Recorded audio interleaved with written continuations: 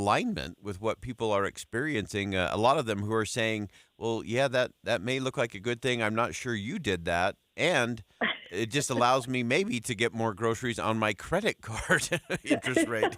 But that's not helping me at the end of the month.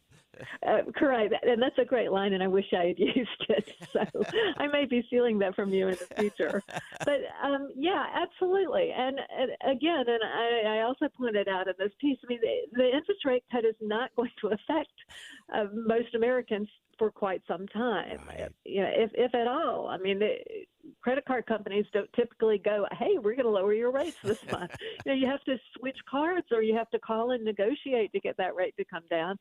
And, you know, people have been dealing with these rates for years now. And so that there's not an easy fix to that. And I guess what I really wanted was some more seriousness from both candidates on this topic. And I embedded at the end of the piece a video of when Ronald Reagan first posed this question. And he didn't answer the question by a moderator in his debate with Jimmy Carter in 1980. He posed the question to the public, are you better off than you were 4 years ago? And it was actually a series of questions. And he followed up with, is it easier to go to the grocery store than it was 4 years ago? Or is there less or more unemployment than it was 4 years ago? And this series of very sober, provocative questions delivered stoically. I mean, he wasn't being nasty about it in any way. Yeah. You know, it was his typical form of speaking, but it was such a powerful little piece of oratory. And to be honest, I wish somebody had made Trump memorize those questions, and so he could have said them right back to Kamala. But of course, his delivery would not have been quite like Reagan. The great communicator will always be the great communicator. I would Exactly. settle for some people to just communicate, just answer the question. Would be a higher level than we got, and both sides did that throughout the debate and didn't answer. I don't know if they answered any of the questions really. But hopefully we can get to a more serious conversation as we come down the home stretch of all of this. Jennifer Graham, ideas and culture editor for the Deseret News, one of the great writers and thinkers on the planet. Always a delightful read, always a thoughtful read, always one that I go to get a little more curious about a whole host of things. Jennifer, thanks for making time for us today. Thank you. I very much appreciate the chance to talk to you. All right, that's Jennifer Graham. Love having Jennifer Graham on the show. She's such a great thinker, and she's a brilliant writer. So she's always good to check that out at Deseret.com. And that is the ultimate question that everybody should think again about. But more importantly, we ought to demand out of our candidates that they answer the question. We know how we feel about it. Why won't they answer it? And if they think they can do better to make the next 4 years better than the last 4 years, they ought to tell us about it in detail. We're going to stay with the question and the conversation on our Inside Sources Inside Look at Presidential Politics on a Friday coming up next. Stick around.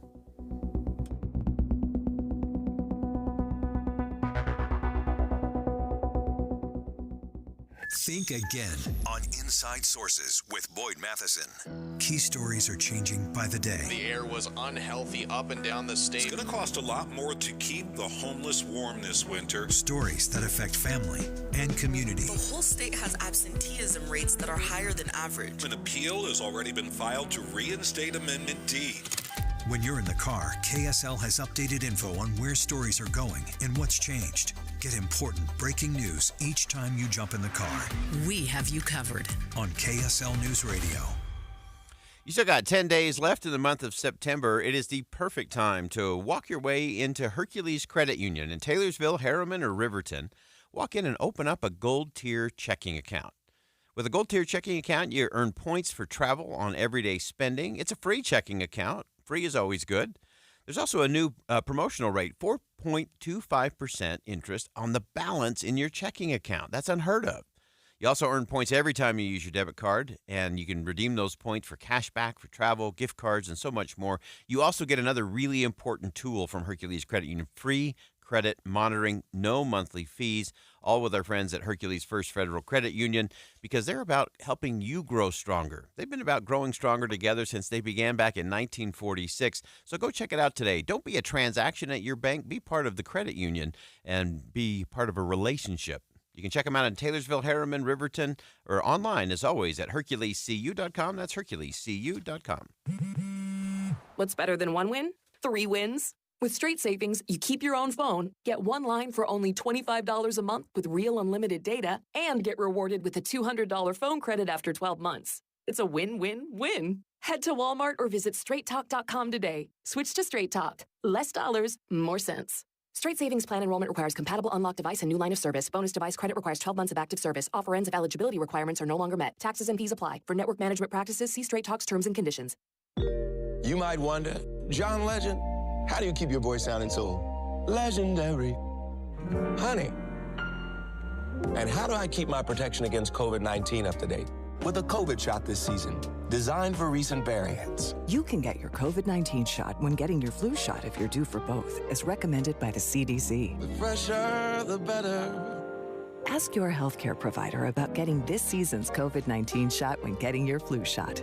Sponsored by Pfizer. Do you have chirping smoke detectors? What's up, everybody? I'm Mike Wilson with Any Hour Services, and if you've ever experienced chirping smoke detectors, you already know how annoying it can be. A great first step to try and stop the chirping is to change the batteries. If the chirping continues, it's possible that your smoke detector has gone bad. As a matter of fact, a lot of people don't even realize that manufacturers recommend replacing the smoke detector altogether after 10 years. If you remove the smoke detector from the wall, on the back, you should find a date of when it was made. Do a little math and you'll know how old it is. Now, Any Hour Services knows being a homeowner means you've got a list a mile long of things to do around the house, and check my electrical system probably isn't one of them. That's why we've put together this radio special for any homeowners listening. One of our licensed electricians will perform a comprehensive inspection of your electrical system that includes testing those smoke detectors and give you a full written report for only $29. But you have to mention this ad when you call. Call Any Hour Services to schedule it. 801-443-7300. 801-443-7300. Any Hour Services. Common Spirit Health. Hospitals, clinics, and caregivers all connected to advance healthcare in Colorado, Kansas, and Utah. Healthcare with human kindness is here. Hello, human kindness. With the 3 things you need to know this hour, I'm Heather Kelly. First, Salt Lake police now have an alleged stalker in custody. Oluwatobi Shikumbi was arrested on a no-bail warrant after he was accused of stalking several women on the University of Utah campus. Second, lawmakers are cracking down on Utahns registering their cars and other recreational vehicles in different states to avoid paying the sales tax. People will now have to pay double the sales tax when caught. Third, sheriffs are asking anyone with information about a missing man to call them. The truck of Blaine Parkins was found a week ago near Vernal, but no sign of him. Right now, it's 72 and clear in Salt Lake. Back to Inside Sources on KSL News Radio. Get deeper insights on the news from Inside Sources. Inside Sources, an inside look at 2024 presidential politics. Welcome back to Inside Sources here on KSL News Radio. We're doing a little double segment today of our Inside Sources Inside Look at presidential politics. We started off the show with Jennifer Graham joining us, talking about the cereal problem that is being faced by Vice President Harris, with a lot of the things, her non-answers to a lot of questions about the simple question of, are you better off than you were 4 years ago? When it comes to economics, that's a pretty tough sled, which I believe is why she starts all of those answers with, I'm a middle-class kid. I grew up in a middle-class family. And then there's sort of this circuitous route to somewhere or nowhere. We talked about both the candidates kind of ending up, the vice president in a word salad, and Donald Trump ended up in a Cabbage Patch somewhere. Neither one of them are getting to the issues we want to talk about. And it's one of those things that we all have to stop. And again, whoever you're thinking of voting for or however you're going to approach any of this, we all have to step back and say, wait a minute, are we really getting to a serious conversation? And who's really serious, not about running for president, but about being the president? I often comment that everybody wants to be an author. Everybody wants to be an author. Nobody wants to write a book. Writing a book is hard. And it seems to be we're ending up in this place with our politics. Everybody wants to be the president. Everybody wants to be a member of Congress. Everybody wants to be a governor. Nobody wants to actually do the job, though. We got to get people who want to do the job. So here's some examples from the other side of the aisle. So we looked at what Vice President Harris has been doing and not doing on conversations. Let's take a quick trip through what Mr. Trump is doing and with some of his rallies and some of his commentary. And many are saying it appears that he is going to buy into this whole thing of let's just give away the store, including the cereal aisle. So he has had this flurry of proposals that don't really constitute a strategy. They're just sort of kind of populist throwaway kinds of things, unhinged from principle, and no serious thought in terms of governing and what it would cost. So if you look at all of these proposals, Politico pointing this out today, Brian Failer did, talking about some of these proposals. They would cost an incredible number, $4.6 trillion, if lawmakers acted on some of these things. Taxes going up, that's one. That's one that will be debated and carried out. There's also the Republicans themselves have been blindsided by a lot of these proposals from the former president, including things like no taxes on tips. Both sides got kind of excited about that for a while until they realized what it would actually do to the people who depend on those tips. Republicans being blindsided understand all kinds of things, all the different all the different ideas that are being tossed out there. So Mr. Trump proposed dumping a cap on state and local tax deductions. Now, this is an interesting thing. It's called the SALT thing, state and local tax. And this is a way that a lot of blue states, states that are being run by Democrats, help people who are very wealthy because you're allowed to deduct some of the payments that you make for state and local taxes. So that's helpful. So Trump's talking about getting rid of that, so then that benefits everybody. The questions there is where does it actually take us and who ends up paying for it as well? Of course, the former president has also had some very unorthodox trade proposals that I think is giving a lot of heartburn to a lot of Republicans across the country. The gap between what the former president has recommended and kind of where the Republican Party and conservatives have been for a while is starting to strain. So there's a whole host of things that you can just kind of keep going through. Even our good friend Brian Riedel said, look, this is all hard stuff. So is he really serious about any of this, or is this just populist messaging to try to win an election, or really govern that way? And I'm not sure which is more concerning. Is it more concerning that someone is going to promise you the store, but then not give it to you in the end? Or is it worse that they promise you the store and then give it to you in the end? I think both of those are bad for the country, by the way. And so as we look at all of those things, that's a tricky space to be when we look at our presidential politics. We also noted this week that the Teamsters, for the first time since 1996, I believe, since 1996, are not endorsing either candidate in the general election.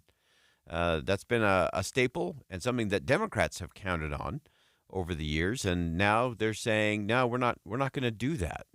Also interesting that the actual votes inside the Teamsters showed that more were leaning towards Mr. Trump, but yet the union chose not to endorse either in the end. Also an interesting message, but it shows you the shifting dynamics in terms of the Democratic Party and the Republican Party, and who is it that's attracting the Teamsters and a lot of the union workers. Can you get to the populist message? It seems to be the one that is being harped on the most these days. And then the last thing I want to hit in our inside sources, inside look at presidential politics, I just want to remind everybody that it's Friday, and it was just 4 days ago that there was an assassination attempt on the former president. And yet that feels like it was 6 years ago.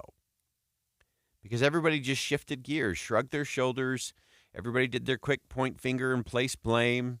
We did have a little bit of improvement today. The House passed a bill to increase security for presidential candidates. So there's a little bit of forward progress. Secret Service held a press conference today, took responsibility for some of the failures in what happened earlier this year in the first assassination attempt when the president was actually hit. And so all of that, to me, is concerning and disconcerting. That we can have that kind of thing going on, and then 4 days later, We are in full-scale mode. I'm watching all the screens right now. Vice President Harris is giving a political speech in front of a big rally.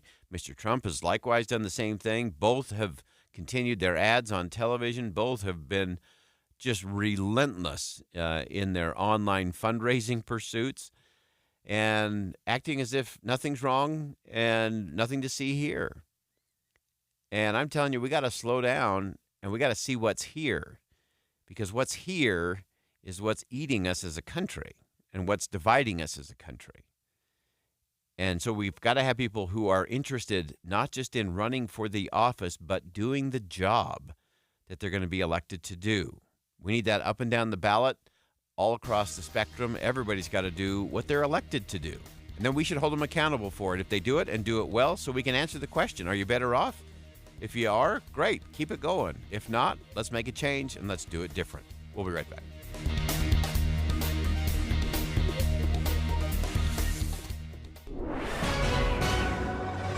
.30 at KSL News Radio. I'm Heather Kelly. KSL's top local story this hour: a man accused of stalking University of Utah students was arrested by Salt Lake City PD and is being held without bail.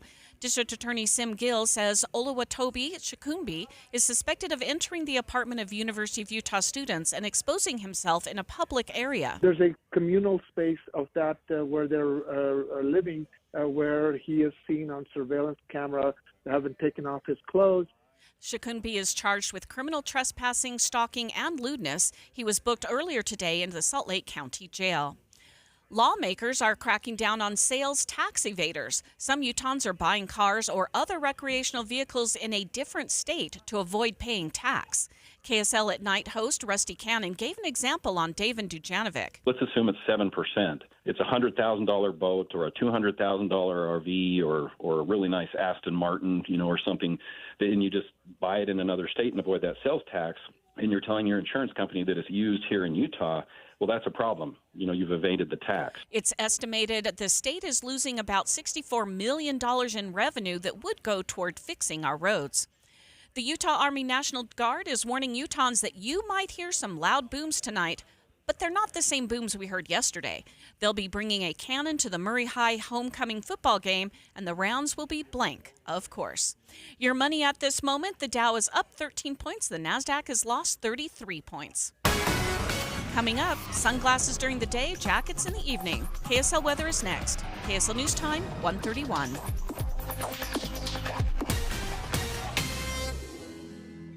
Introducing Peach Doors and Windows. Are you ready to upgrade your home with stunning new doors but are overwhelmed with how to begin? Peach Doors is here to make the entire process smooth and stress-free. Visit their showroom to see their wide selection of wood doors, durable fiberglass, energy-efficient aluminum, oversized glass bifold doors, and so much more. It's not just about looks, it's about durability and security to protect what matters most. Let them help you find the perfect match for your home, budget, and personal style. Visit their showroom and see for yourself. No pushy sales tactics, only guidance from their experienced staff.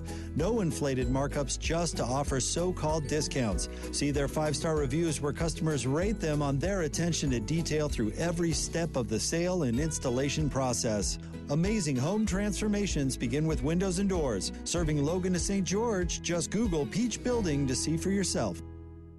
A secure retirement just doesn't happen by accident. When that day comes, what's most important to you? Are you sure to have more money than month? What about unexpected medical costs? Do you want to leave something to the kids or the grandkids? I'm Jeff Jr. from Trajan Wealth, and I want you to know we specialize in these questions and can help make your retirement dream a reality with some of the highest guarantees in the business. Imagine getting up to a guaranteed 12% growth on your retirement income and up to a 30% bonus up front just for opening an account. If you have funds sitting idle in an old 401k or IRA, consider guaranteeing it to secure the peace of mind you deserve. Don't leave your financial security to chance. Take advantage of the highest guarantees I've seen in my career. Call Trajan today at 801-899-7600. That's 801-899-7600. Or visit us online at TrajanWealth.com. Annuity guarantees are based on the claims-paying ability of the issuing insurance company. Hi, I'm Rachel, and I have a serious heart condition called hypertrophic cardiomyopathy, or HCM. Some symptoms include being short of breath, feeling tired, or having dizziness or chest pain. I still had symptoms on my beta blocker, so I asked my cardiologist about any treatment advances. It was a breakthrough for me. That's why I'm working with Bristol Myers Squibb to raise awareness about HCM and to help others like me. Talk to your cardiologist today and visit hcmrealtalk.com for more information. Sponsored by Bristol Myers Squibb. Whether you own a local business or a global one, you're always looking for ways to position your operation to create opportunities and move on them faster. With Bank of America, you get access to experts, award-winning insights, and business solutions so powerful, you'll make every move matter, locally and globally. Visit bankofamerica.com/banking for business to learn more. What would you like the power to do? Copyright 2024 Bank of America N.A. We hope you have the right app on your phone for news. You probably have dozens. But the KSL News Radio app, well, it makes our live stream super easy. Plus, our talk shows are right there as podcast for your workday. That's the app for KSL News Radio. Traffic and weather together, brought to you by Sinclair's DinoPay app. Save up to 20 cents per gallon. Here's Ricky Meese. A little bit of heavy and slow traffic southbound to I-15 coming from Riverdale into Roy, and in Utah County, an accident blocking left lanes. It's near the bottom of the off-ramp from northbound I-15 at Pleasant Grove Boulevard. Fill up your bucket list in Box Elder County. History, recreation, wildlife, excellent dining and shopping await you. Learn more at visitboxeldercounty.com. Sponsored by the Utah Office of Tourism. Ricky Meese in the KSL Traffic Center. A high today of almost 80 degrees. Tonight a low of 53 and mostly clear skies for your weekend. Right now it is sunny and 77 degrees. I'm Heather Kelly with the KSL Common Spirit Health Studios. Listen online at kslnewsradio.com for Utah's news, traffic, and weather station. Inside Sources. Inside Sources. America's voice of reason. Boyd Matheson on Utah's home for elevated conversation. Inside Sources on KSL News Radio. Since our country has spent the last few years battling inflation in our economy, the political blame game has been careening back and forth to decide whose fault it is, who got inflation to spike so high. But to get a better vantage point in this conversation, I spoke yesterday with Jay Evenson, opinion editor for the Deseret News, and I asked him to clear up some of the conflicting storylines surrounding our inflation problem.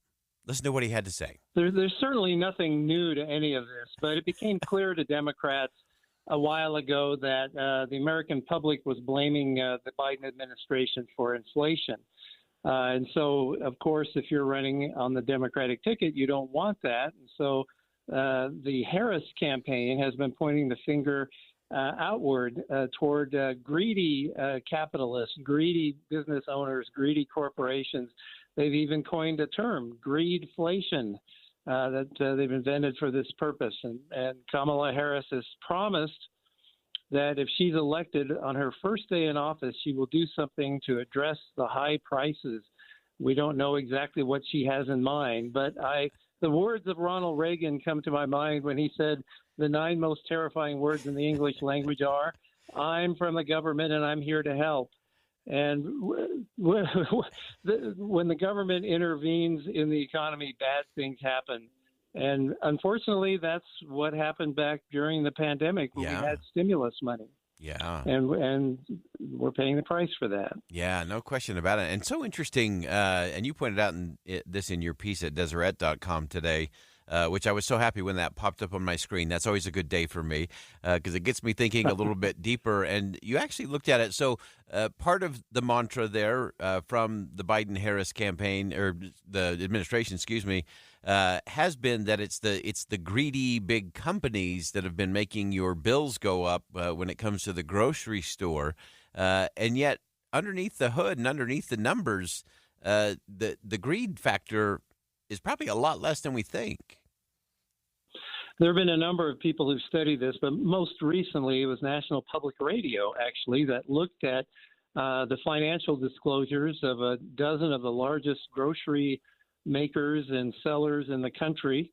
And they saw that from the years 2018 to 2022, almost all of them saw profit margins that either fell or grew less than 1% during that time, despite high inflation. And so really that's not greed. That's actually seeing your profit margins go down. And they said, quote, the Biden administration's been eager to blame corporate greed, but even a report that the White House put out this year acknowledged that store markups don't fully explain food inflation.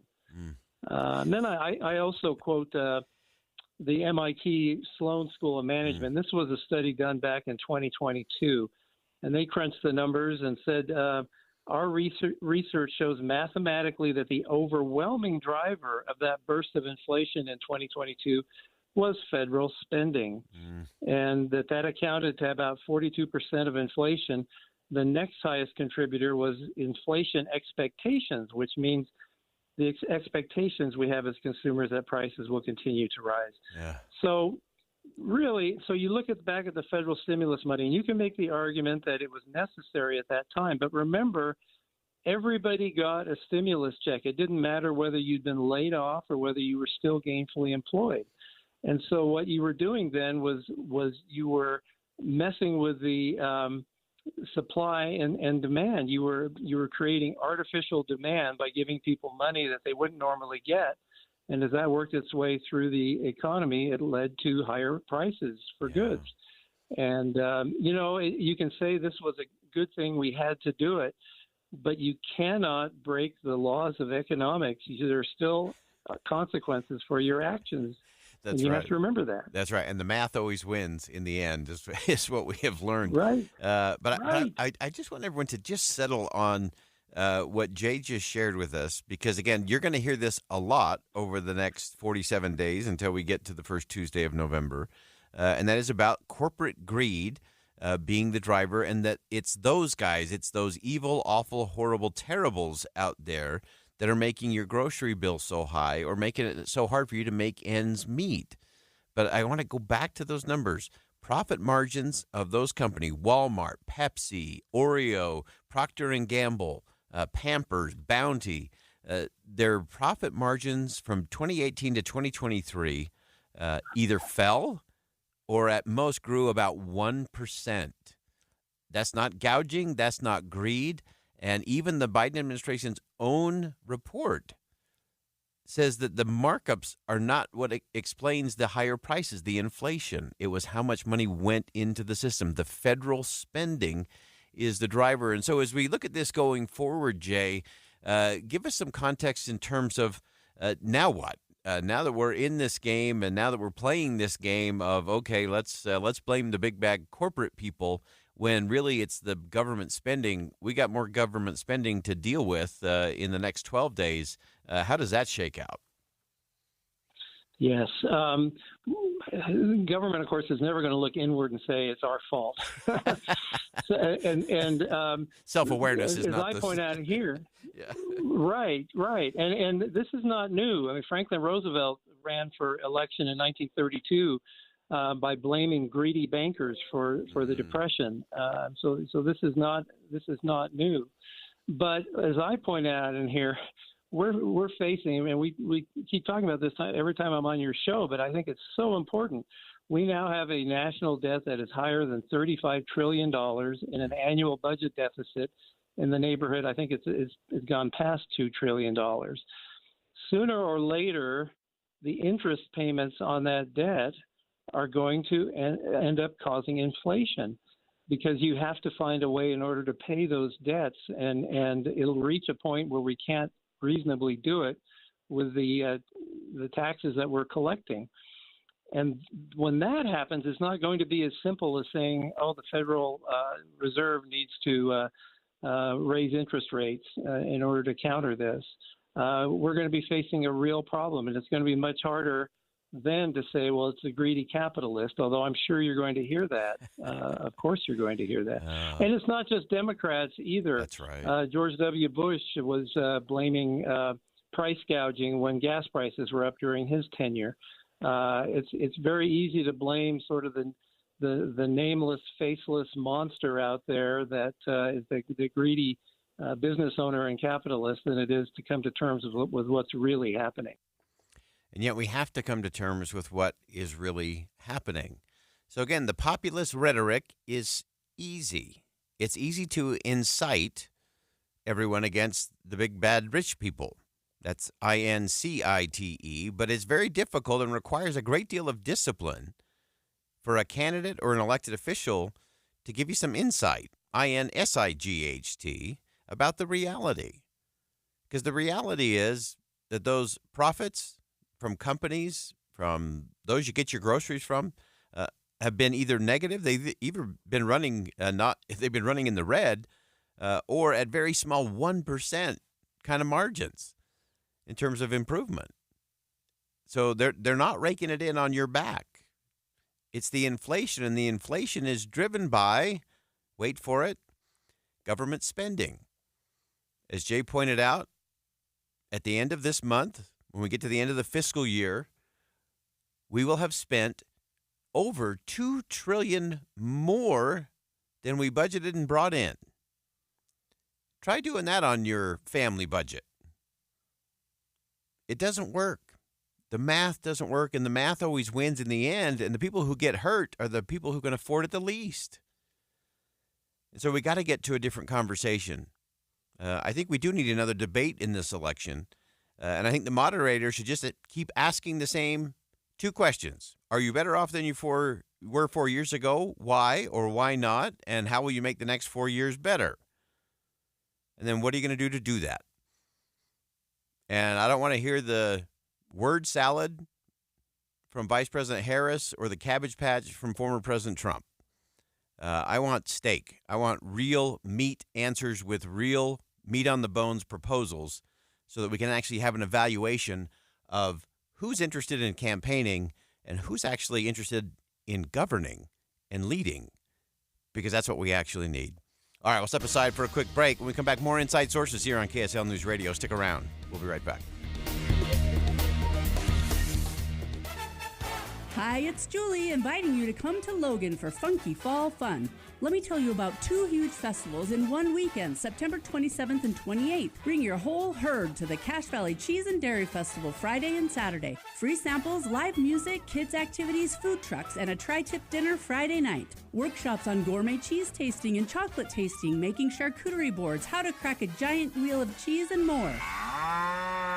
Saturday only is the second annual Center Street Giant Pumpkin Festival.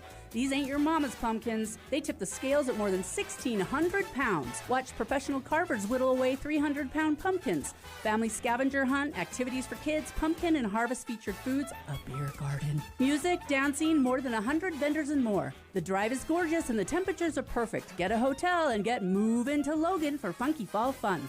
ExploreLogan.com/fall. ExploreLogan.com/fall. You trust us for news and information in your car. Now trust us at home. KSL News Radio has you covered, keeping you informed on the latest breaking news, weather, traffic, sports, and more. Listen on your Amazon Echo or Google Home device. Just say, Alexa, open KSL News Radio, or listen on the KSL News Radio Listen app. Text the word app to 57500. KSL News Radio. We have you covered.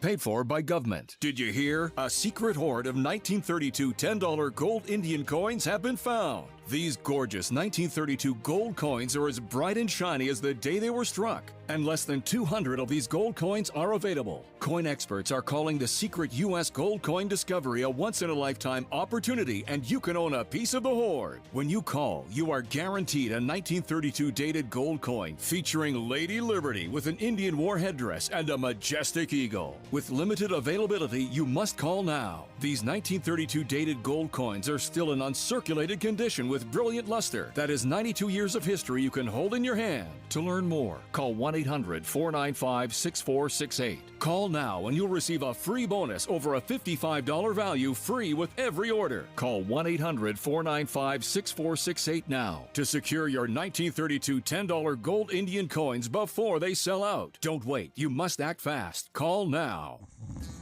Do you snore at night? You could be suffering from sleep apnea, a serious medical condition. Be one of the first 25 people to call Sound Sleep Medical and receive a free sleep consultation, normally a $200 value. Sound Sleep Medical uses a custom-fitted oral appliance instead of a cumbersome CPAP machine to treat sleep apnea. Most insurance companies and Medicare cover oral appliance therapy. To learn more, call 801-285-9731 or visit soundsleepmedical.com. Trail mix, beef jerky, mixing all the soda flavors at the gas station soda machine. Snacks are better on the road. The gas is better when it's top tier. And the pit stop is better when there's a dinosaur there.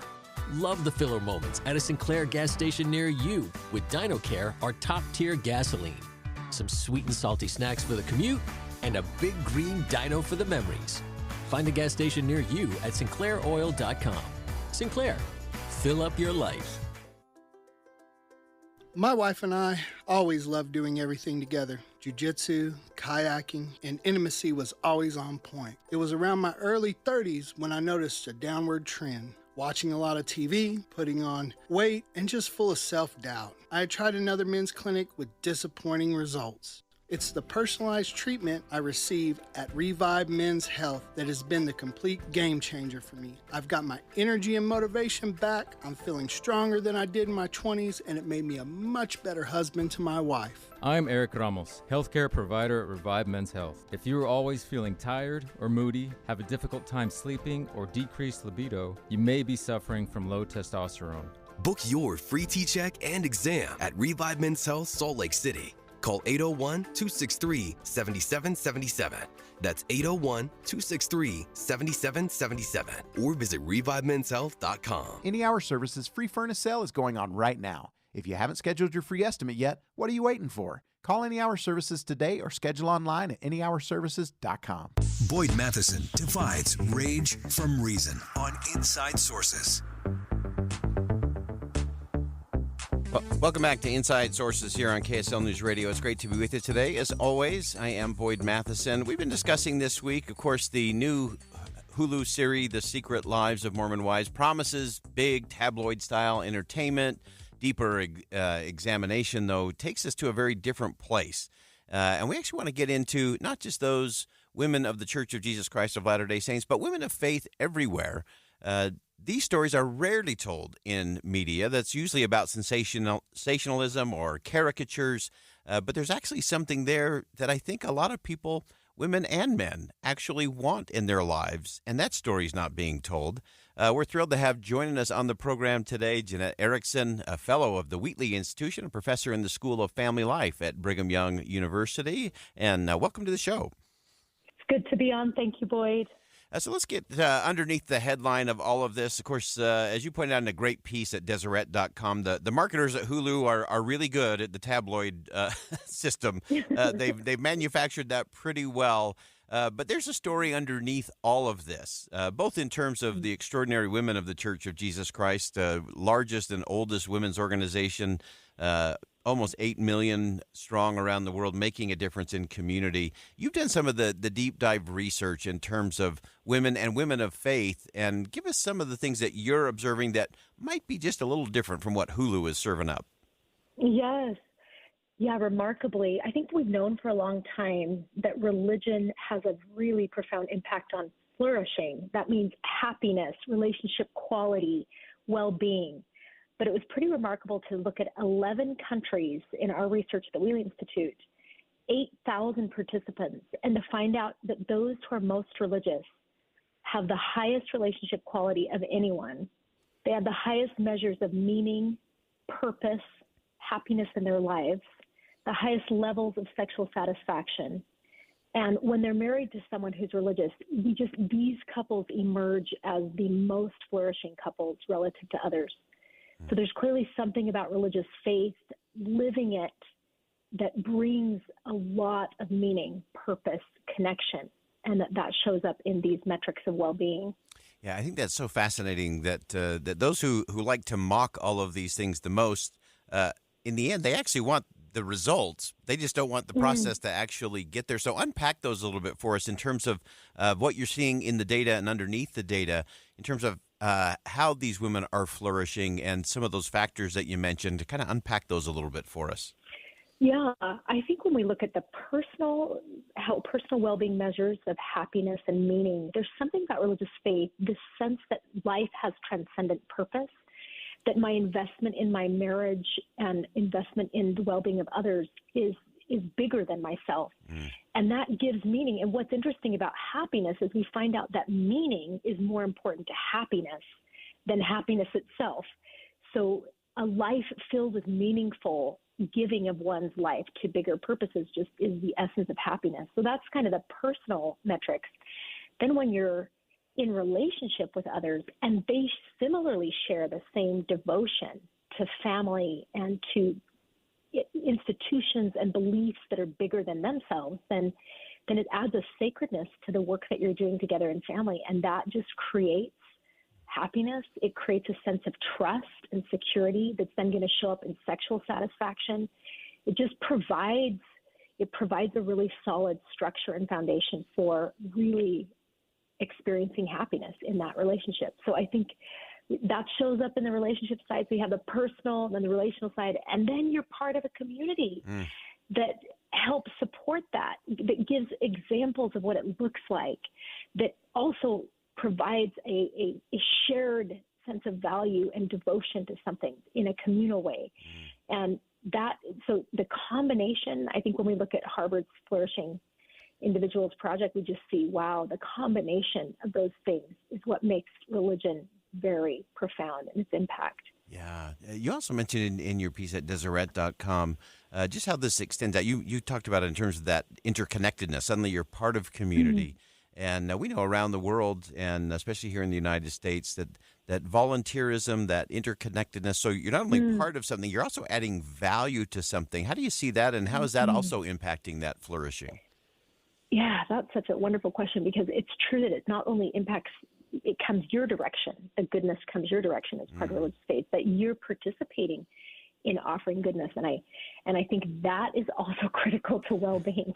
And so isn't it interesting that Latter-day Saints, that UPenn study just found that Latter-day Saints on average just did 7 times more volunteering than average Americans. And so their conclusion was these Latter-day Saints are the most pro-social members of American society, and women are at the heart of those efforts, right? Yeah. Yeah, and that's, we call it that Any Given Sunday, where there are hundreds of thousands of women around the world that are leading, they're teaching, they're influencing, they're impacting not only members of their faith, but those in their community. So many governments now, NGOs, look to those women to help when a community issue pops up, because they know how to teach and how to lead and how to influence. And so to me, that's all part of just this interesting story that, again, I don't think will ever become a Hulu series, but it is one that's having extraordinary impact all around the world. And yet we know that things are not perfect.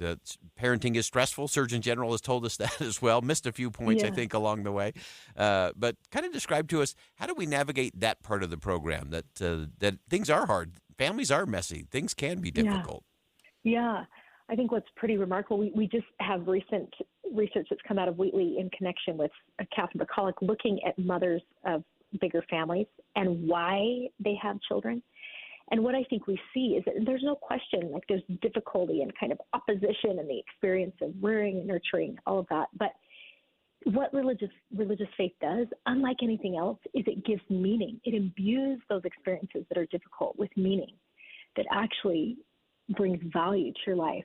So the whole paradigm gets flipped. And what you find out is that, wow, all of these things that might feel like an experience of stress and pushing me to develop are the most meaningful in my life. They actually bring me outside myself. They bring me into something bigger. That's not always comfortable, but it is where we find real satisfaction, joy, purpose, connection. Yeah. Fantastic. So important and so powerful. Always appreciate your research and your unique perspective. And as always, we say if you want to find out about an individual or a group, don't go to Hulu. Don't go to social media. Go to people who believe it, live it, learn about it, and experience it, because that's where it all really happens. Professor Erickson, so grateful to have you on the program. Again, she's a fellow of the Wheatley Institution, professor in the School of Family Life at Brigham Young University, and a fantastic piece along with Jason Carroll at Deseret.com. You can check that out today as well. Professor Erickson, thanks so much for joining us today. Thank you, Boyd. Such great perspective on all of that in terms of who's actually making the difference and how often are we getting caught up in the things that are being served up with a lot of sizzle, and whether it's on Hulu or whether it's on social media in general. And it doesn't matter who it is or who it's about. We often miss the essence of what's really going on. And it's not the great and the glamorous, and it's not those who are shouting, "Look at me," that we should be looking at. The people we ought to be looking at are the people who are out there just doing it. As we always say at my house, if you have to declare it, you're not it. And that applies in so many places and spaces. If you have to declare it and say, "Look at me," chances are it's not you. So let's be the other person who just goes out and does it. That wraps up hour number one of Inside Sources here on KSL News Radio. We'll step aside for some top-of-the-hour news. Don't go anywhere. My conversation with Ian Rowe, we're going to revisit that coming up at 2:05. Stick around. We'll be right back.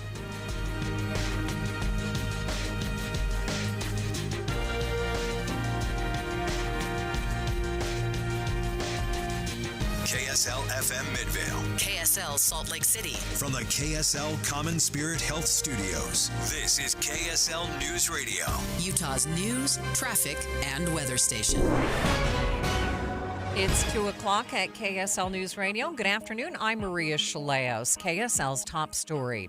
The state is losing out on millions of dollars in sales tax over vehicles not registered in the state but owned by Utahns.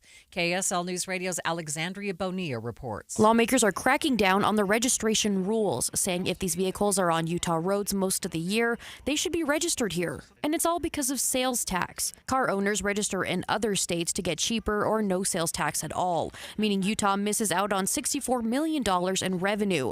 Lawmakers say over 16,000 vehicles are using this trick to avoid the tax, and this is tax evasion. The crackdown was proposed in the Revenue and Taxation Interim Committee this week. KSL's top national stories from ABC News. General Motors is recalling almost 500,000 trucks and SUVs. A brake fluid warning light could fail in the GM vehicles. That could increase the risk of a crash. Drivers could notice the brake pedal goes down farther than it should without any dashboard heads up. That's according to federal highway safety regulators. It's partly a software problem. The recall covers certain 2023 and 24 models of Chevrolet Silverado 1500, Tahoe, Suburban, GMC Sierra and Yukons, and Cadillac Escalades. No word of any crashes or injuries. That is ABC's Chuck Sievertson. Taking a look at your money at this moment, the market's closing with the Dow up by 37 points, holding on to this week's gains. It sits at 42,062. S&P 500 down by 11. The NASDAQ is off by 66 points. How long will this nice weather last? Through the weekend, we hope. We'll check the forecast coming up next. Trade in your sewing machine, any model and any brand, and get 25% off on new machine. Yes, up to 25% off. It's happening right now at Dave's Bernina in St. George and Provo. Take advantage of 1.9% financing for 48 months on certain machines. And all machines are discounted. Amazing bargains on previously owned machines while they last that come with warranties. And how about this offer? Buy any Bernina presser feet or big book of embroidery, quilting, or stitching, and get the second one 50% off. It's time to get a new Bernina machine and see the difference. Trade in your machine and save at Dave's Bernina, 691 East St. George Boulevard and 2017 North 550 West in Provo. Don't miss the sale. Dave's Bernina. Did you know magic is here? Come see the new Bernina 990. This is the most amazing, revolutionary sewing machine in the world. If you need a new roof, There's a reason IWC Roofing is the #1 residential roofing contractor in Utah. IWC has been replacing roofs for 27 years. They are professionals. You don't get some janky subcontractor fiddling around up there. You get experienced IWC employees on your roof, and they finish most jobs in a single day. They're in, they're out, and they power wash your driveway just to say thank you. Now you're wondering about the price. After all, IWC is one of the few Owens Corning Platinum certified contractors in the entire state, but they offer value pricing, and right now, take advantage of their fall special. $2,000 off your quote. And of course, they'll work with you on financing, so call IWC Roofing, the highest rated roofing contractor in Utah, plus $2,000 off. Right now, call IWC Roofing, 801-232-5690. That's 801-232-5690, or go to IWCRoofingUtah.com. It's a priority for us at this station to bring you all sides of a story and to talk about the news fairly, completely. Get all the facts and be really aware. Utah's Morning News with us, Tim and Amanda. Weekday mornings 5 to 9 on KSL News Radio. Traffic and weather together. It's brought to you by Sinclair's Dino Pay app. Save up to 20 cents per gallon. Here's Ricky Meese. We do have an accident in Davis County, northbound I-15 by Parish Lane in Centerville. It's out of traffic on the right and in the final cleanup stages. Still some busy traffic southbound I-15 from Riverdale into Roy. Put the equity in your home to work with a home equity line of credit and get 6.49% APR for the first 6 months. Learn more at cypresscu.com. Ricky Meese in the KSL Traffic Center. Very nice temperatures for the weekend. A high tomorrow of 80 degrees. And it looks like just a 10% chance of showers. 77 on Sunday. Right now, 79 degrees. I'm Maria Chaleos from the KSL Common Spirit Health Studios. Listen online at KSLNewsRadio.com. We are Utah's news, traffic, and weather station. Inside Sources. Inside Sources. America's voice of reason. Boyd Matheson on Utah's home for elevated conversation. Inside Sources on KSL News Radio. The Supreme Court's decision to strike down affirmative action in college admissions last year ushered in a new era of uncertainty and debate in higher education. As the first post-affirmative action enrollment numbers begin to emerge, we're witnessing a bit of a shift in the demographic makeup of incoming classes, with discrepancies between different socioeconomic groups. So as we grapple with these issues of educational equality and systemic disparities, we've got to strive to create a fair and inclusive higher education system that provides opportunity for all students to reach their potential. So it's time to think again about what we think we know when it comes to college and college admissions. Let's begin. Think you know the news of the day? Think again with Boyd Matheson on KSL News Radio. Well, it is always a good day when Ian Rowe is in the house, even if it's virtually. Ian's a resident fellow at the American Enterprise Institute, founder and chief executive officer at Vertex Partnership Academies, just doing extraordinary work and always great thinking. And Ian, welcome back to the show. Hello, Boyd. It's such a pleasure to speak with you. I know we tried to do this a few days ago, but there was a matter of a press conference, I think, that needed to be attended to. It's always that matter of a press conference. Those are like the worst words in my vocabulary. But that's why we have you on the show, Ian, because we know you're going to give us the straight stuff in a powerful way. And so as we look at higher education, let's start with some of the repercussions and some of the things we've seen trickle out as it relates to the affirmative action decision from about a year ago.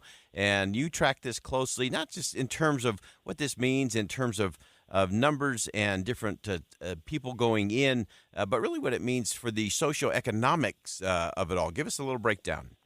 Yes, well, as again, thank you for having me on. And yes, this issue is very important to me because I run schools. I run schools in communities in the Bronx that have been suffering for many years. And one thing, the Supreme Court decision that nullified race-based affirmative action in college admissions, something that it really did was highlighted how poorly our K-12 system is operating. And let me just, for your listeners, let's just step back. You know, what did the decision do? Well, first of all, when the Supreme Court made the decision last year to end race-based affirmative action, they made the right decision. If you looked at the data from both Harvard University and University of North Carolina, it was very clear that both institutions were actively discriminating against white students and Asian students in favor of Black and Hispanic students, and it was the right decision because clearly racial discrimination was going on. But what was even more clear when you looked at both of the schools, particularly Harvard, most of even the Black kids that were getting into Harvard were students who were 67, close to 70%, coming from affluent families, recent immigrants.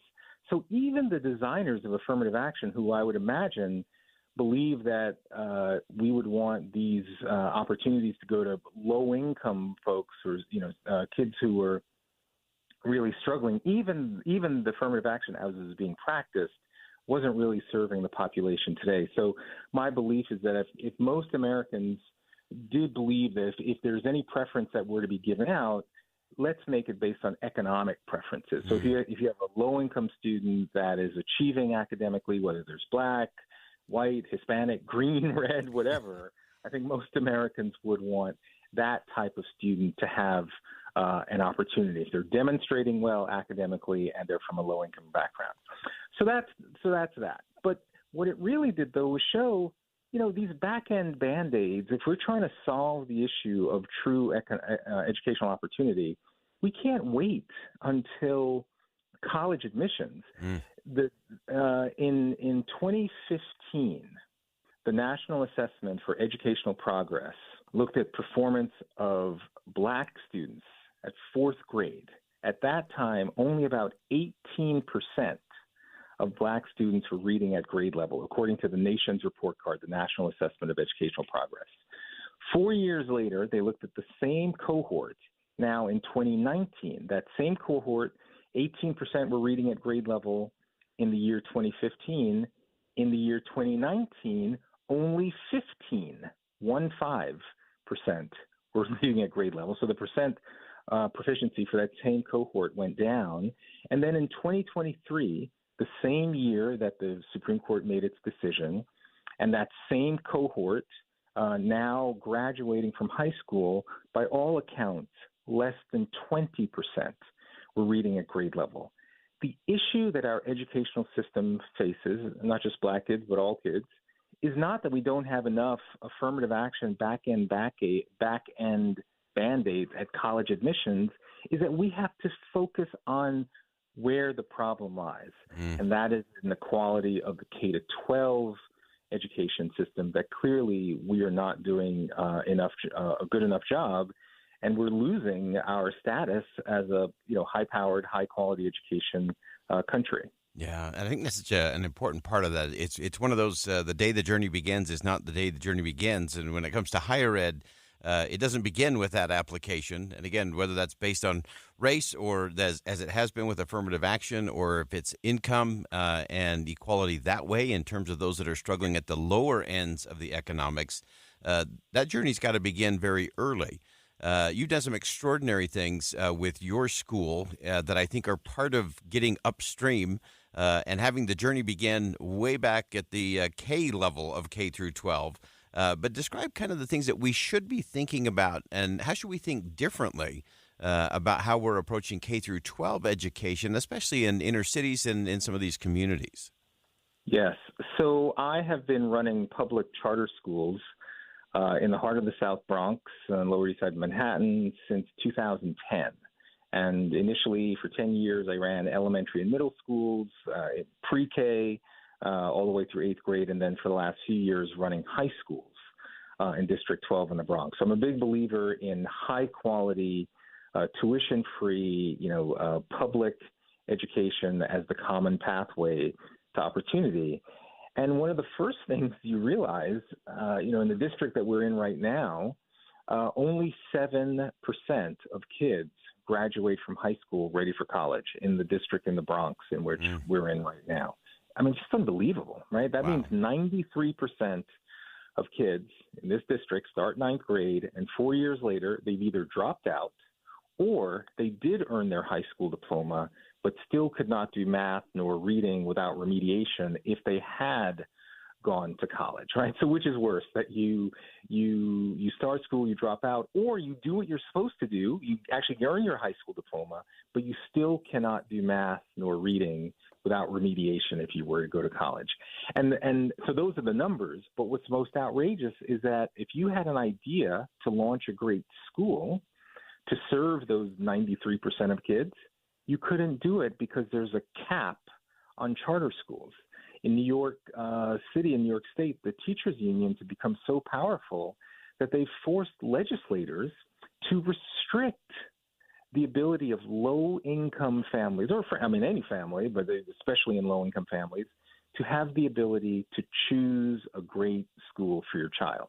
So first and foremost, if we really want to look in a post-affirmative, post-race-based affirmative action world at college admissions, let's amplify school choice in K to 12, because that, if a 22-year-old young woman had a child at age 17, the one thing that young woman wants is a better shot for her kid. Whatever challenges she may have faced in her own life, when her child is turning 5, and she wants her child to have a better opportunity in kindergarten, aren't we just perpetuating the cycle of disadvantage if we say to that young woman, well, sorry, you're going to have to send, your kid into a school system in which only 7% of kids are going to graduate from college?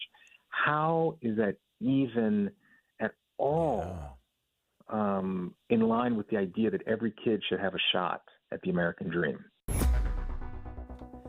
That's my conversation with Ian Rowe, a crucial conversation. And, Ian has his own extraordinary story. Son of immigrants' parents, became the first black editor of the review there at Harvard, and has accomplished so many extraordinary things, including this school in the middle of the Bronx that is just showing that when the expectations are high and the support structure is there, you don't have to accept 93% either dropping out or requiring some remediation just to start college. You can flip the script on that, but choice is a big part of that. Expectations and standards are a big part of that. And that's part of the conversation we got to think again about, especially when it comes through K through 12. We often focus on higher ed and who's getting in, what are the results of the overturning of affirmative action by the courts. Well, part of that is we got to get back into K through 12 because that's where the journey begins. It doesn't begin when they start applying for college or saying, I can't do it because I'm not ready. We got to start early and often and have a different kind of conversation. We'll be right back. Think again on Inside Sources with Boyd Matheson. Well, they did it. The Fed has aggressively cut interest rates. Is it too much or not enough? Does it keep a recession at bay? Takes time to see what happens. What does it mean for shoppers spooked by inflation? Get the latest this week. We have your pocketbook covered. Mornings and afternoons on KSL News Radio. Alpine Home Medical. We bring wellness home. This is Jay Broadbent from Alpine Home Medical. I'm excited to let you know we're currently having a summer sale on power scooters. As we celebrate the spirit of freedom and independence, we want to make sure you have the chance to experience it. We have a wide range of power scooters designed to enhance your mobility, and they're all available at a discounted price. These special offers only come around every couple of years, and once they're gone, they're gone. Come visit us at any of our 11 locations to take advantage of these fantastic deals, or you can browse our selection of discounted scooters on our website. We're committed to providing the 5-star experience. We can't wait to assist you in finding the perfect power scooter. Visit us online at alpinehomemedical.com. That's alpinehomemedical.com.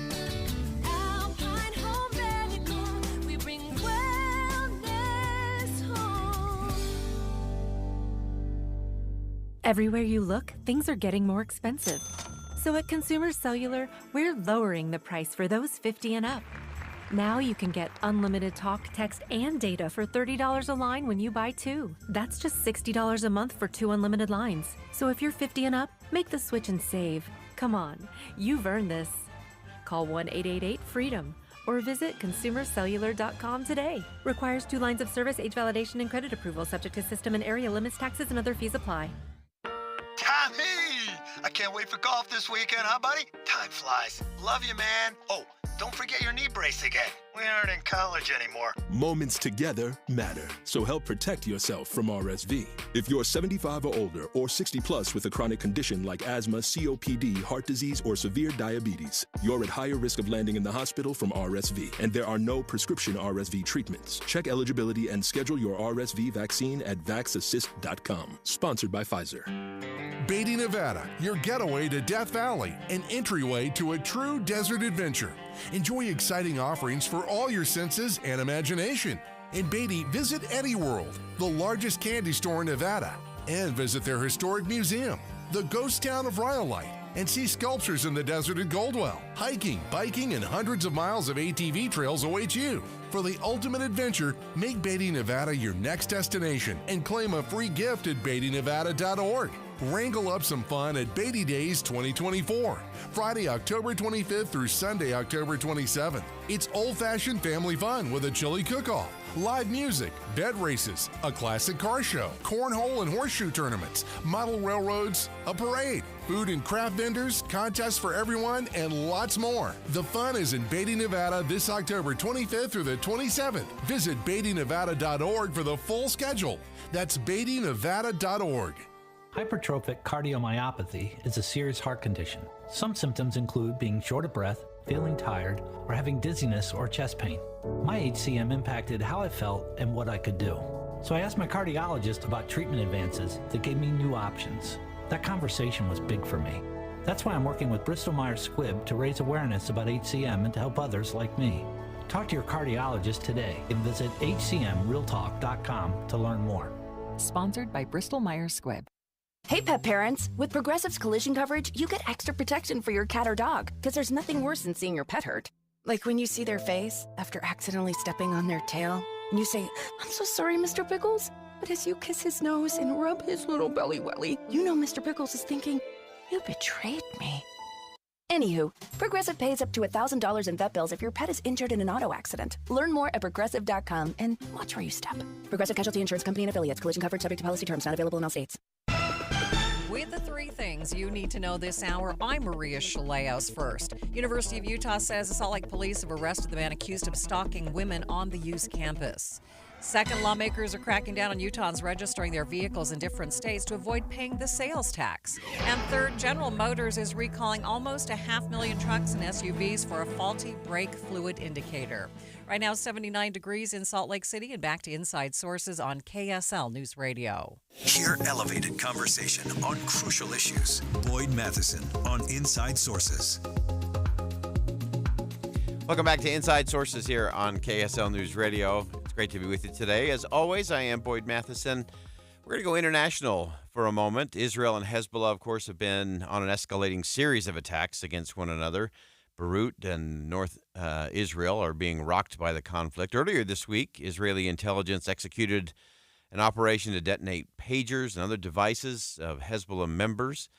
Since then, there's been attacks rolling from both sides. They've continued to escalate and grow. So we want to get a sense of where are we, what do we know for sure, and more importantly, what should we be watching for as this continues to move forward? Brad Dress is defense reporter for The Hill, focuses on the beat's intersection with Congress, defense contractors, and Veterans Affairs. He also co-authors The Hill's Defense and National Security newsletter. And Brad, welcome to the show. Hey, thanks for having me. So give us just a little bit of the lay of the land, just for our listeners. Get us up to speed in terms of, I mean, it has been a busy week between these two, but give us the breakdown there and a sense of where are we today? Yeah, so busy is right. These last 4 days have honestly seen a dramatic escalation between Israel and Hezbollah. They've been fighting for 11 months now, but I think this past week has really accelerated a lot of fears that a wider war between these two groups is just around the corner. So it started on Tuesday. Pagers, messaging devices exploded in Lebanon. And then the day after, the handheld radios like walkie-talkies also exploded. Now, Hezbollah has blamed that on Israel has not publicly commented, but there are obviously a lot of reports out there indicating that Israel was behind this. So this attack killed around 37 people, wounded thousands of people. And then, we also saw Israeli strikes in the past 2 days, Thursday and Friday. Today, they took out top Hezbollah commanders, actually, in Beirut. So, Hezbollah has vowed to respond to these attacks. And, Israel is also hinting that they are going to continue to take this kind of action against Hezbollah. So there's a lot of fears that, a bigger war is looming. Yeah, you mentioned some of the counterattacks there going on from Hezbollah, about 120 rockets fired at Israel earlier today or Friday, their time. And so as you see how that continues to escalate just a little bit, give us a sense in terms of the dynamic of what does that mean? We've been so focused on Hamas and Gaza, and now suddenly we've totally shifted from the south all the way to the north. And what does that do to the dynamics, both in terms of Hamas and Gaza, but does this just complicate, and what does it do in terms of any kind of path forward on any of these fronts? Well, it's important to remember that these are tied together. Hezbollah started this operation firing rockets across the border at Israel shortly after Hamas invaded Israel on October 7th. So these are completely tied together.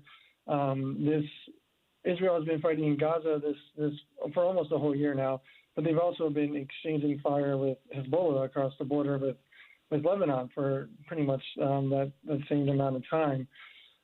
So the Gaza war has actually wrapped up a little bit in the sense that Hamas has been severely degraded. The war is definitely still going on, but Israel has degraded them to the point where they can now shift some troops around. So they have shifted some troops and some assets to the north to Lebanon. They've also made it a goal that they want to return their residents to the north. There's some 60,000 residents who've been displaced from the border with Lebanon. And, that's been a goal of theirs the whole time. But I think now with the Gaza war winding down just a little bit, they want to shift some of their focus to Lebanon.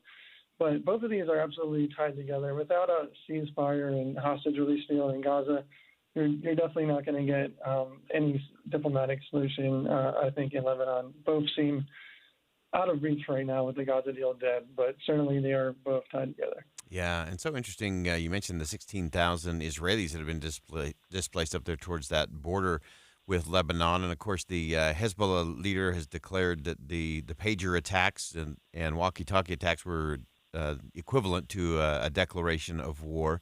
And so what does that look like in the days ahead in terms of, as you mentioned, maybe Israel starts moving some more troops and assets there to the north.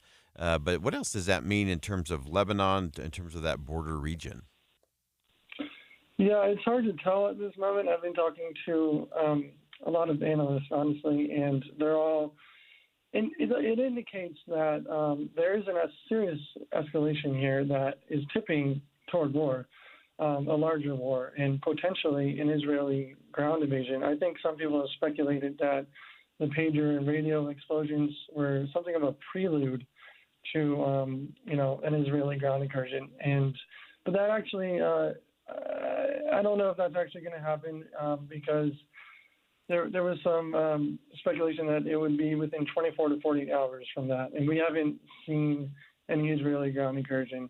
But certainly this exchange of fire and Israel, stating its war goal is to return its residents to the north, it's all tipping toward what could be a larger war and potentially a ground invasion. Israel, wants to return those residents.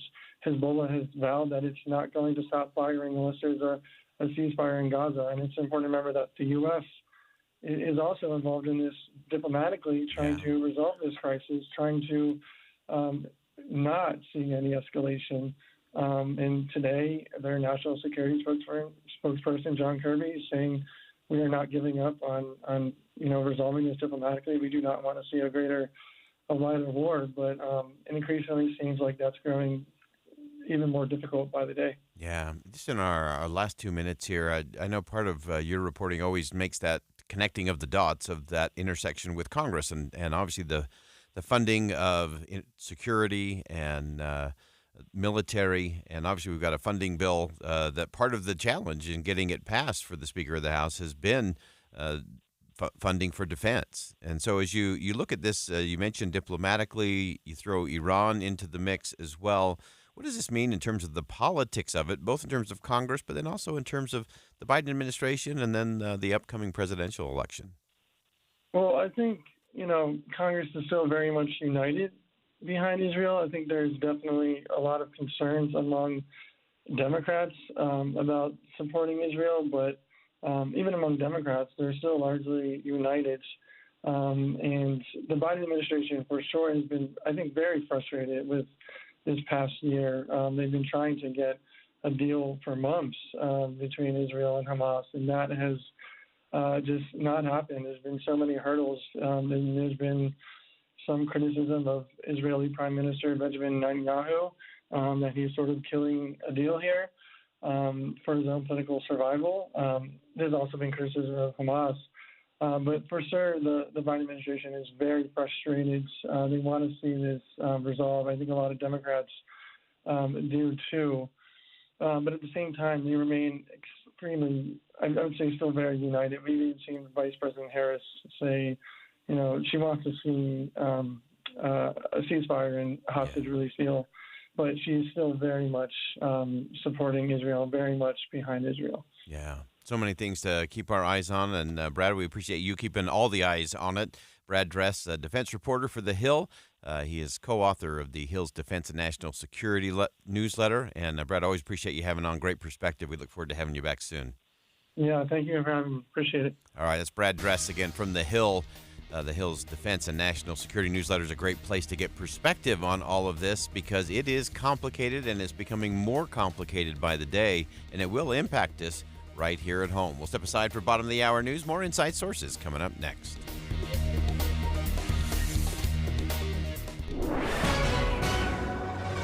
2:30 at KSL News Radio. Good afternoon. I'm Maria Shilaos. KSL's top story this hour. Chad Daybell's home was demolished this morning. The home was bought earlier this month from a local nonprofit that provides support for those affected by traumatic experiences or loss.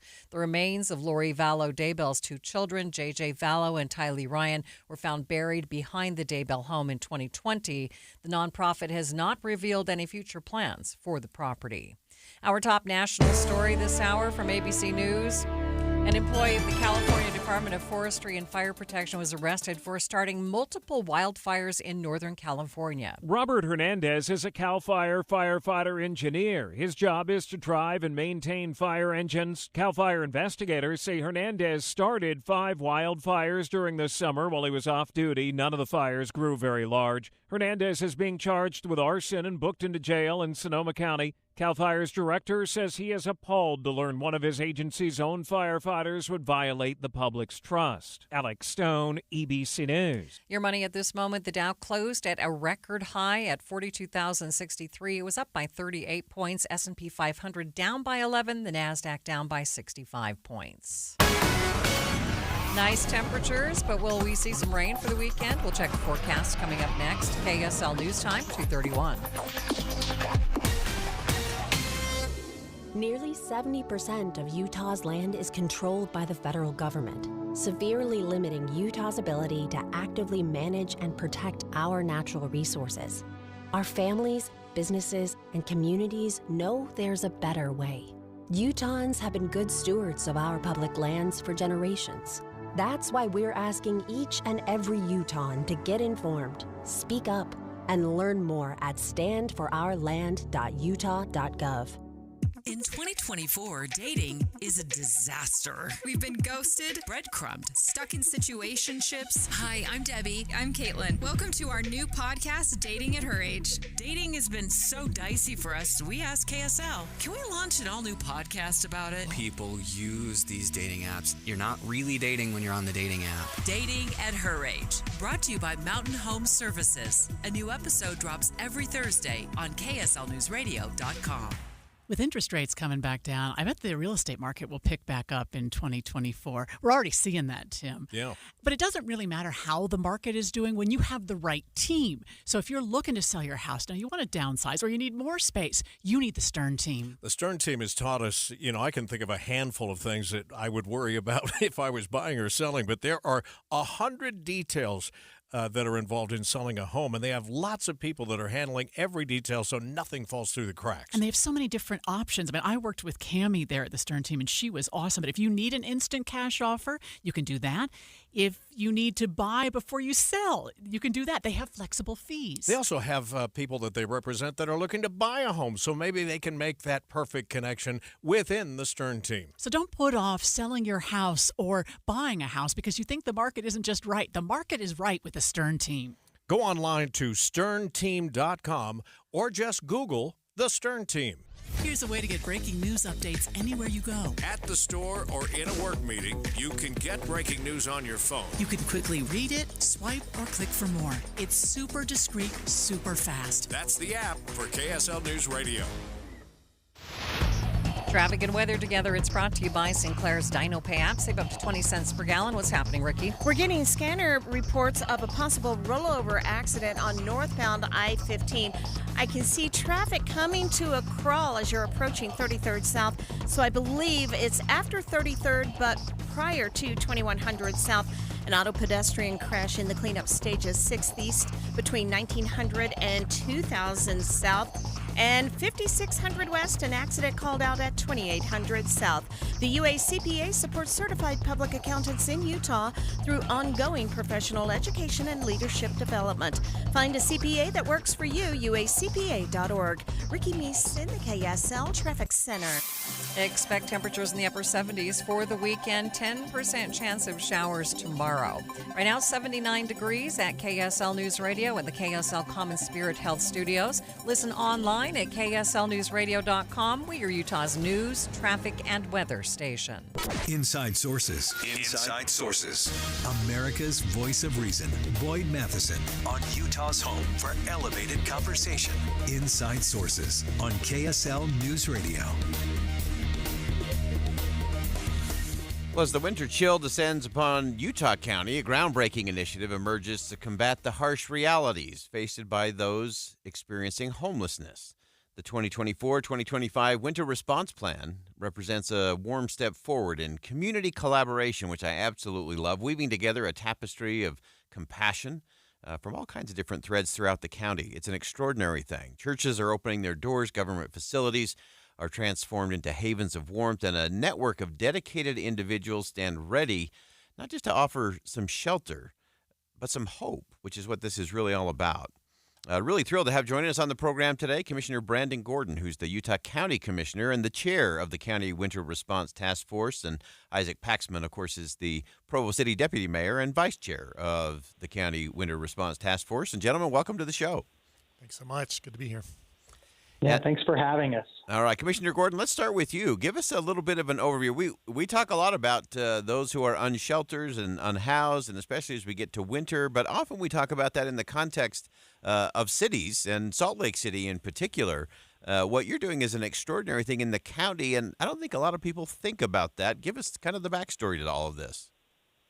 Well, yeah, I appreciate you pointing that out. One of the things that's been very helpful and unique for us at Utah County is that Provo has lifted a lot in this on this topic, especially since some new mandates have came down from the legislature that have been set to help us, guide us, if you will, to probably make sure we're meeting certain requirements, as you're well aware, Code Blue. And now having every night a warming center from October 15th to the end of April. And, one of the things I like to tell people is that, Provo has taken a lot of that on them, and the leadership of Isaac and Mayor Kafusi. It has been, like I say, very helpful. Mm-hmm. But back in the 90s, when the jail was built in Spanish Fork, the city council at the time made an ordinance, if you will, that if you were released from the jail, you didn't have a ride, you were bused back to Provo, to the county buildings. And Provo, I think because of that decision is really had a lot of, the necessity, if you will, not that they've asked for it, but they've really stepped up to the call. And one of the things that since I've came on board have learned that really the other organizations that are present in Utah County helping out, Community Action, Food and Care Coalition, Wasatch Behavioral Health, the Refuge, Boys and Girls Club, Provo City Housing Authority, have all been so helpful since, the 60s in making sure that we address the needs of these individuals. So I look at it like it's been really fun for me to learn and to see how we can help. And so, I've just been lucky and fortunate enough to be along Deputy Mayor Isaac Paxman and the other mayors and then all of the other individuals from those wraparound services, as I mentioned, just to be,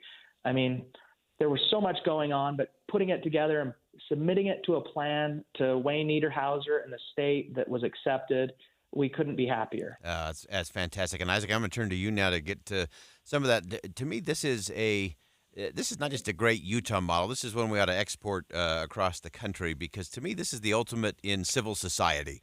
This is really everybody linking and locking arms and saying, here's the issue, let's go at it. So describe both some of the partnerships there and then also the plan. What is it that we're actually going to accomplish as we roll into this winter season? Yeah, you're right. And it has been a beautiful thing to learn more about this. For decades, these service providers in Provo City, they've been meeting weekly at Provo City Hall, Provo City employees there, talking weekly about what are we doing? Where are the gaps? What do we need to do?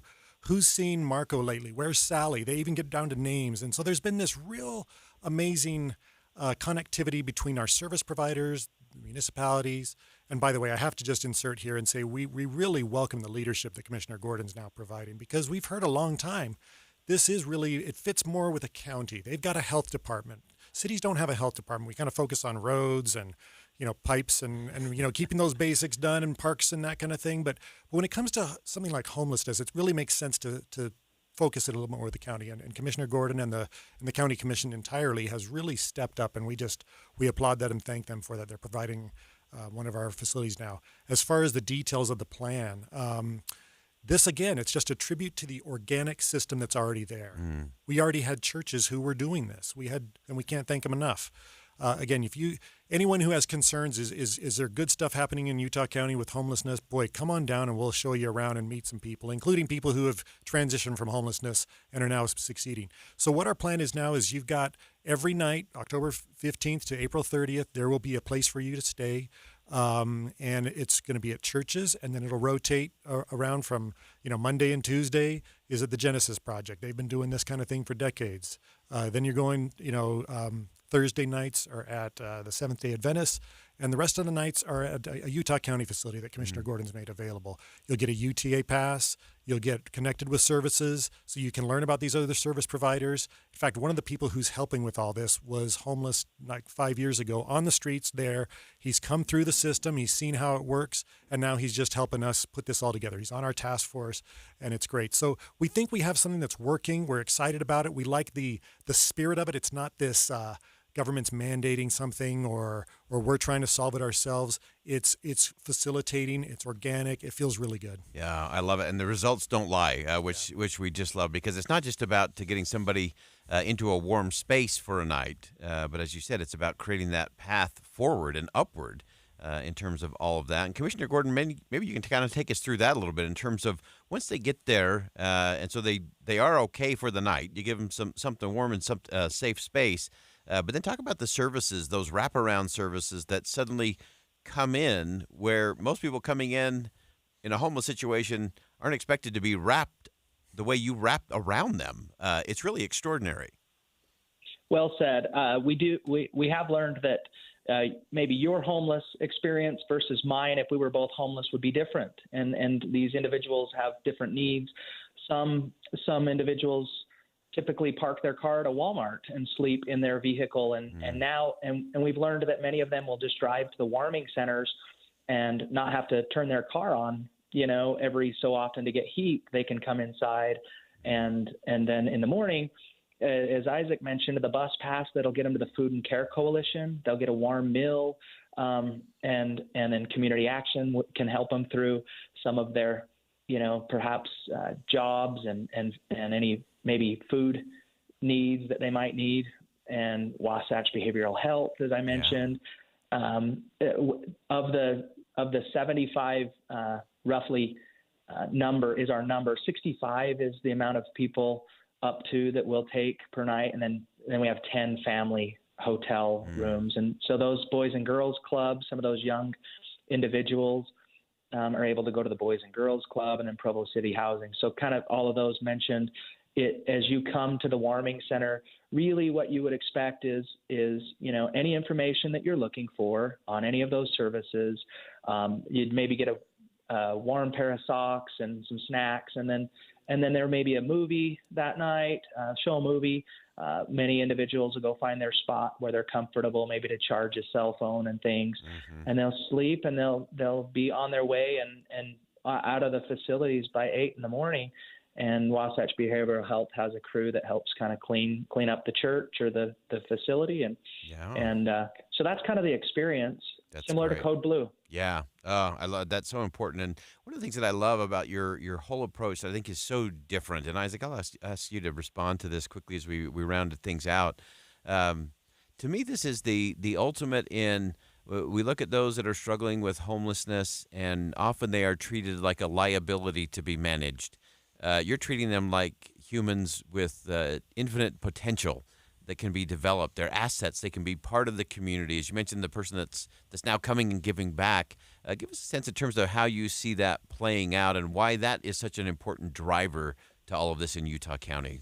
It's absolutely right. Yeah, I think we don't see them just where they are. We see them where we think they can be. And I think we've established, Community Action alone, 52 families moved from homelessness to permanent housing last year, our report talks about. And so there's that kind of great work. And I think it is, Utah County is a compassionate place. We've got volunteers. By the way, we need more. So if you want to sign up and do this, go to vomo.com, and we're looking for volunteers to run shifts for this. But that's part of the beauty of it again. Yeah. And that's part of, when we discussed kind of farming this out, people were like, wait a minute, we'll lose something. We like that it's volunteers. We like that it's community-based, that you're going to make friends, you're going to see someone down the street, and you remember him from this. So you're exactly right. It's the human connection that's part of this. Such an important thing. Commissioner Brandon Gordon, Utah County Commissioner, Chair of the County Winter Response Task Force. Isaac Paxman, of course, Provo City Deputy Mayor and Vice Chair of the County Winter Response Task Force. This is extraordinary work.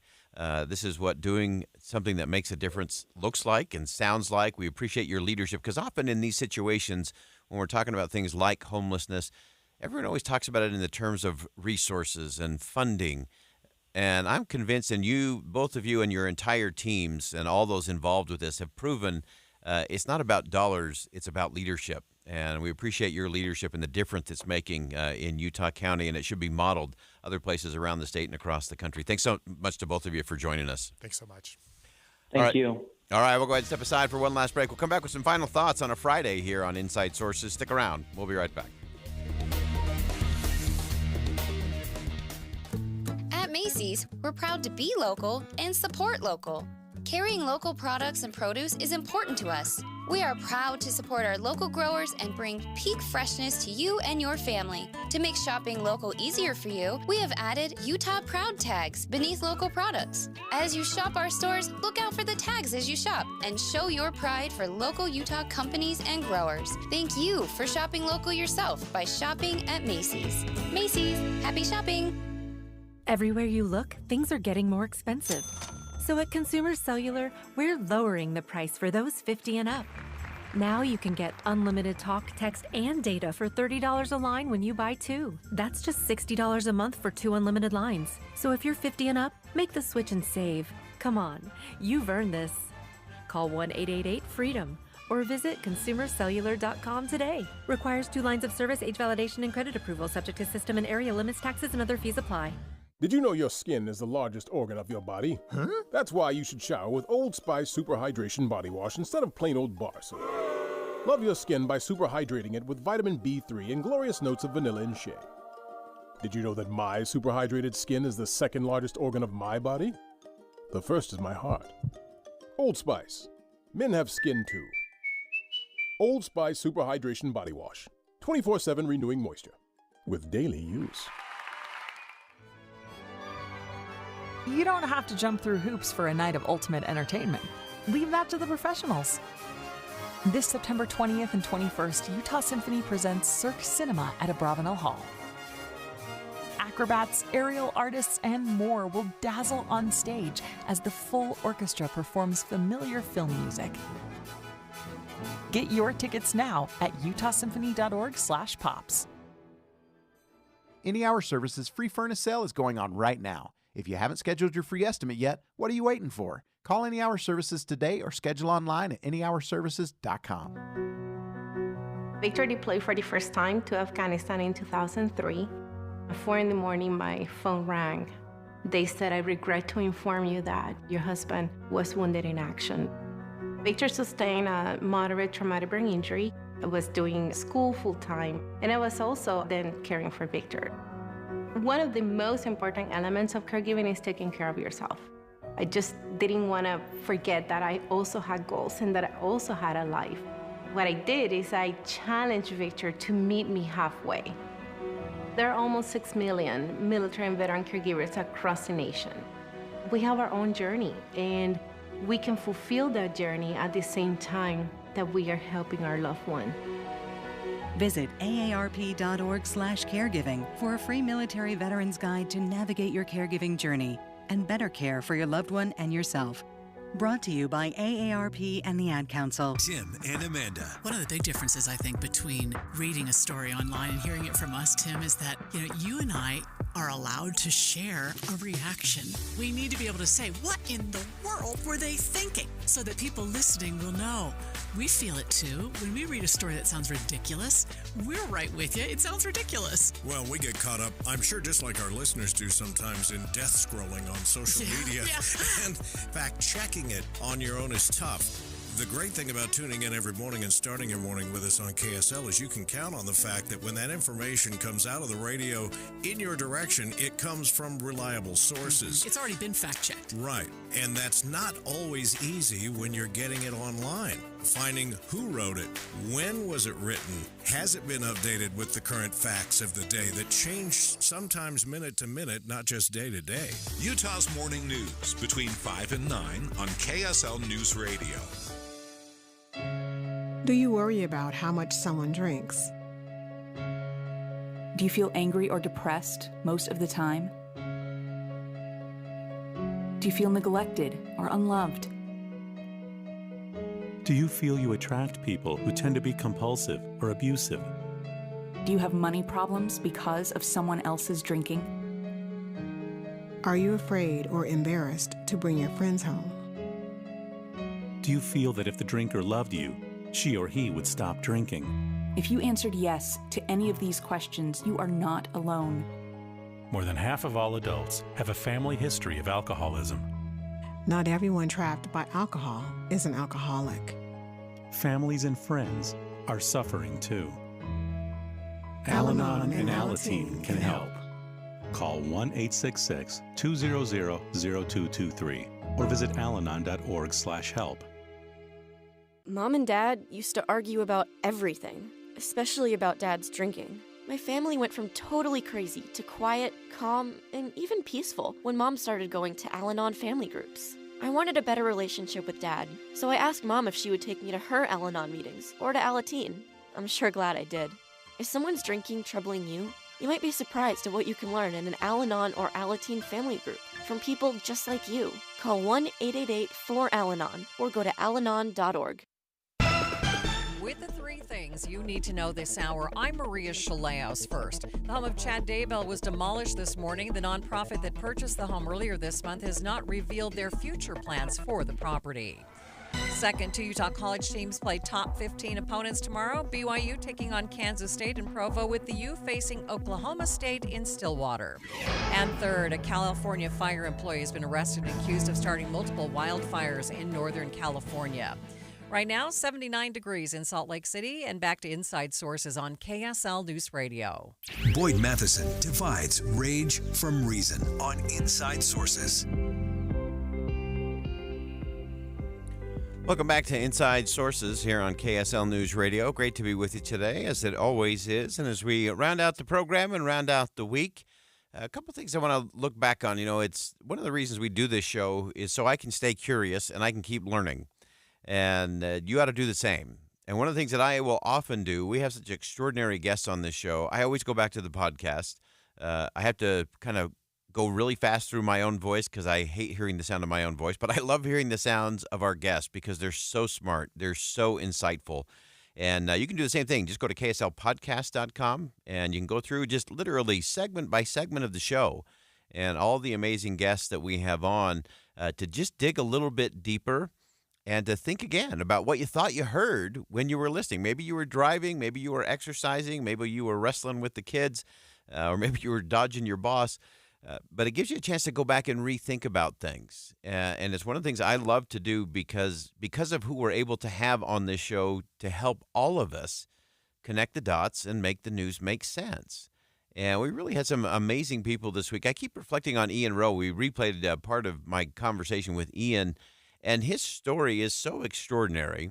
A son of immigrant parents there in the Bronx, made his way up, got to Harvard, and now he's back and he's running these extraordinary schools in the Bronx where they have a 93% of graduating seniors in that school district in the Bronx have either dropped out between ninth grade and their senior year, or they're reading so far below level or so far below math proficiency that if they want to go to college, they have to start with some remedial things just to work their way up to where they can begin college.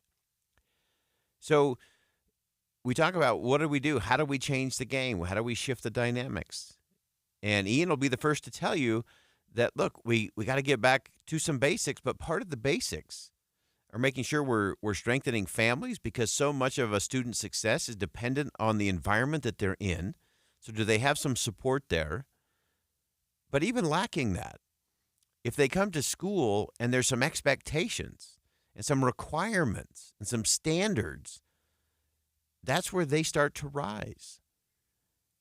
And that's the thing I keep coming back to. I shared it in our last segment. We had such a great conversation with our friends that are dealing with our unhoused friends in Utah County. The winter response plan for Utah County to me is the ultimate in looking at people who are struggling, not as liabilities to be managed, but as individuals with infinite potential that can be expanded and developed.